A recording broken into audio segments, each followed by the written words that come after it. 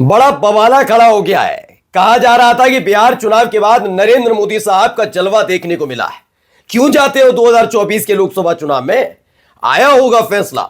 एक बार फिर से नरेंद्र मोदी साहब के नेतृत्व पर बिहार की जनता ने मोहर लगाई है। लेकिन मैंने तब भी कहा था वो खेल है। कैसे? जब खुद मोदी सरकार के दो मंत्री बागी हो जाए, बागी दो मंत्री खोलकर पोल खोलने लग जाए सरकार की, बताने लग जाए कि नरेंद्र मोदी साहब ने देश को गुमराह करने का काम किया, बताएं वो सिर्फ जुमले फेंकते हैं, तो आप कहेंगे वाह ऐसा हुआ है जी। एक घटना संसद के अंदर घट गई तो दूसरी संसद से बाहर, दोनों के दोनों मोदी सरकार में मंत्री हैं। बयान सुन लीजिएगा। इस बयान को सुनने के बाद यकीन मानकर चलिए सरकार असहज है। करा क्या जाए? उधर मैंने आपको खबर दिखाई थी, 30 लाख लोग नरेंद्र मोदी साहब का साथ छोड़कर चले गए। विश्व की सबसे बड़ी पार्टी बन गई थी बीजेपी। 30 लाख लोगों ने अपना एक साथ जनादेश सुना दिया कि सुनो भैया सुनो, ये जो जलजला आंधी तूफान बता रही है ना मीडिया, ऐसा कुछ नहीं है, हम हैं ही नहीं इनके साथ। क्यों?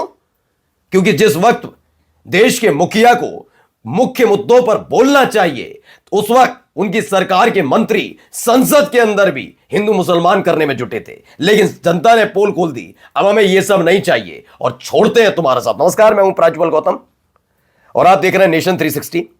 सबसे पहले एक बयान आपको सुनाऊंगा। यह बयान बहुत ज्यादा जरूरी है ऐसे वक्त में जब मीडिया अलग अलग तरह की कहानियां बनाए। सबसे पहले यह बयान ये वाला सुनिए, क्या कह रहा है संसद के अंदर से, क्या कहा जा रहा, सुनिए। माननीय सदस्य को बताना चाहता हूं कि डॉलर के मुकाबले रुपए का मूल्य बाजार आधारित होता है और यहां तक कि कोई रेंज भी निर्धारित नहीं की जाती है और सरकार इसमें कोई भी हस्तक्षेप नहीं करती है। विशेष परिस्थिति में आरबीआई द्वारा डॉलर की सप्लाई पर निगरानी रखा जाता है। और ये कहकर ये बैठ गए। आप कहेंगे यहां पर कैसे, तो मैं आपको समझाता हूं। ये पंकज चौधरी हैं, वित्त राज्य मंत्री हैं, मोदी सरकार में मंत्री, निर्मला सीतारमण के जूनियर हैं, समझ गए। अब इन्होंने बताया कि डॉलर को लेकर रुपया कमजोर हो रहा है, इसको लेकर ये हाय तौबा जो विपक्ष कर रहा है ना, इसकी हकीकत यह है कि सरकार कुछ करती नहीं है, कंट्रोल नहीं करती। चलिए साहब इसी पर आते हैं। तो इसका मतलब नरेंद्र मोदी साहब देश को गुमराह करते थे जब मनमोहन सिंह प्रधानमंत्री थे। एक सफल अर्थशास्त्री के साथ साथ एक सफल प्रधानमंत्री से इतनी चिड़न थी नरेंद्र मोदी को और गद्दी पर आने के लिए इतना ज्यादा ललायत थे कि झूठ परोसते थे। या तो वो अनजान थे या वो झूठ बोलते थे, दो में से एक बात। और ये मैं नहीं कह रहा, उनके मंत्री के मुताबिक जब स्थिति ऐसी है कि सरकार नियंत्रित ही नहीं करती करेंसी को और यह अंतरराष्ट्रीय स्तर पर तय होता है कौन सी करेंसी मजबूत होगी कौन सी कमजोर, तो आखिरकार नरेंद्र मोदी साहब ने मनमोहन सिंह की सरकार के वक्त कमजोर होते रुपए को लेकर जो बातें कही थी वो लफ्फाजी से कम नहीं है। मैं नहीं कह रहा, वित्त राज्य मंत्री कह रहे हैं इस देश के कि हमारे देश के मौजूदा मुख्य प्रधानमंत्री सिर्फ जुमलेबाज थे और लफ्फाजी करते थे। फिर मैं नहीं कह रहा। बताइए आप, जब ऐसी बात, ऐसी पेट्रोल डीजल वाला था, बड़े ज्ञान की गंगाएं बहाई जाती थी, वो सिलेंडर वाली तितली आ जाती थी, रोड पर बैठकर सिलेंडर करती थी। जब इनसे आप पूछा गया ये अब पेट्रोल डीजल के दाम कैसे बढ़े, उन्होंने कहा हमने थोड़ी ना करते हैं, हम कंट्रोल नहीं करते, हम क्या करते हैं, हम सिर्फ नाम बदलने आए हैं, हिंदू मुसलमान कराने आए। कैसे? एरोप्लेन कोई क्रैश हो जाए जिम्मेदारी नहीं, ट्रेन हादसा हो जाए जिम्मेदारी हम नहीं करते, ये हमें पता ही नहीं है, हम इस्तीफा नहीं देते। करेंसी रुपया गिर जाए पता नहीं, या हम नहीं करते नियंत्रित। पेट्रोल डीजल के दाम बढ़ रहे हैं हम नहीं करते, सोने चांदी के हम नहीं करते, तो करते क्या हो? अब बताओ, इस देश के टैक्स पेयर पर यह सरकार बोझ है या नहीं है? जब कुछ तुम करते ही नहीं हो तो अपने चुनावी भाषणों में इस सरकार से पहले यानी साल 2000 से पहले देश को गुमराह करने के अलावा तुमने करा क्या? और सवाल किसी बीजेपी के छुटभैया नेता से नहीं है, छोटे मोटे नेता से। देश के प्रधानमंत्री, मौजूदा प्रधानमंत्री नरेंद्र मोदी और देश के मौजूदा गृह मंत्री अमित शाह से कि तुम लोग करते क्या, तुमने देश को गुमराह किया है नहीं किया?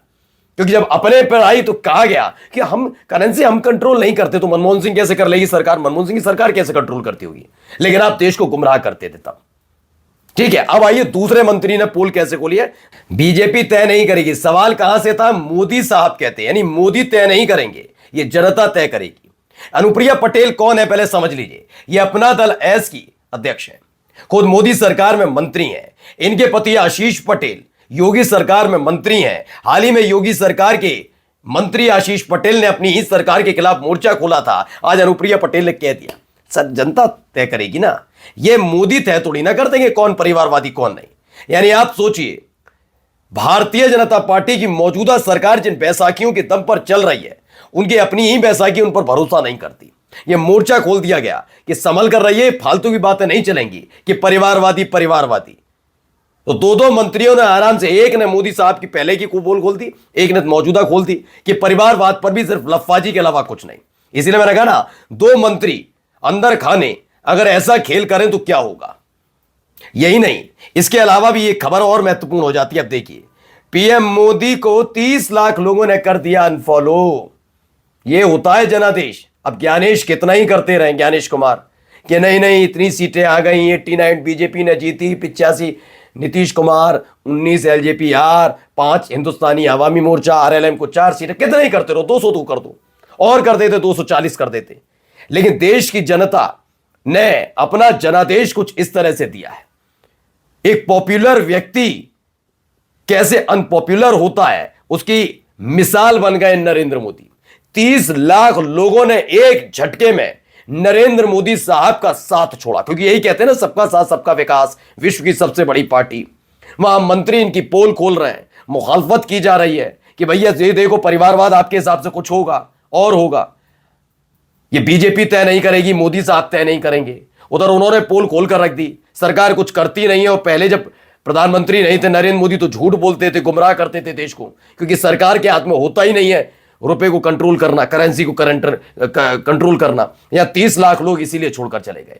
मैंने कहा ना, इस देश के अंदर इतने बड़े बड़े मुद्दे हैं, लेकिन उन मुद्दों को छोड़कर जब इस देश की सरकार, मौजूदा सरकार से लेकर इस देश के पत्रकार इस तरीके से गफलत फैलाते हैं, गुमराह करते हैं और मुद्दे अलग उठाते हैं, इसीलिए आपने देखा होगा गोदी पत्रकार की साहस नहीं हो पाता कि देश के किसी कोने में खड़े होकर स्वतंत्र होकर अपनी बात रख पाए या इंटरव्यू कर पाए। क्योंकि जानते हैं कि जनता उनसे कितनी नाराज है, जनता इनसे भी कितनी नाराज है, ये भी जानते हैं।